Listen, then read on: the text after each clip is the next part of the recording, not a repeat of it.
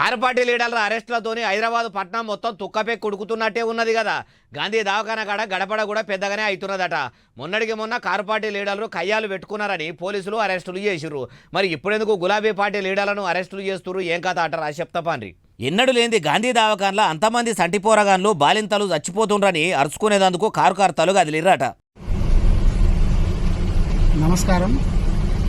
ఇక్కడ పోలీసులు మమ్మల్ని వ్యాన్లో ముగ్గురు డాక్టర్లను ప్రత్యేకంగా ఏర్పాటు చేసి విచారణ చేపిస్తామని కారు పార్టీ ఎమ్మెల్యేలు డాక్టర్లను ఎంచుకుంటే వాళ్ళను గాంధీ దవాఖానలకు పోకుండా పోలీసులు ఎక్కడికక్కడ అరెస్టులు చేసుకుంటా పోలీస్ స్టేషన్ కు పట్టుకపోతున్నారట. తాటికొండ రాజయ్య సారు రంగంలోకి దిగి ఎట్లన్నా చేసి గాంధీ దవాఖానకు పోతానని రాగానే సార్ను అట్లనే కార్ల దొరకబట్టి మరీ దవాఖాన కాడికి వెళ్లి పోలీస్ స్టేషన్ కి ఎసుకపోయిర్రట. అట్లనే కోరుట్ల ఎమ్మెల్యే సంజయ్ సార్ కూడా దవాఖాన దిక్కు పోతుంటే రక్షకబడ నిలయానికి రోడ్డు మీదకెళ్ళి తరలించిర్రట.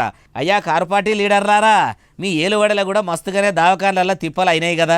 అప్పుడు కూడా ఇట్లనే మీరు పోరాటాలు చేసి ఉంటే మీ 10 ఏళ్ల ఏలువడలో కూడా ఎంతో మంది పేదల పానాలు నిలబెట్టినోళ్ళు అయ్యేటోళ్ళు. తమరి ఏలువడలనే సర్కారు దవాఖానలు చక్కగా ఉంచితే ఇప్పుడు ఇందిరమ్మ రాజ్యంలో ఇబ్బంది రాకపోవు కదా.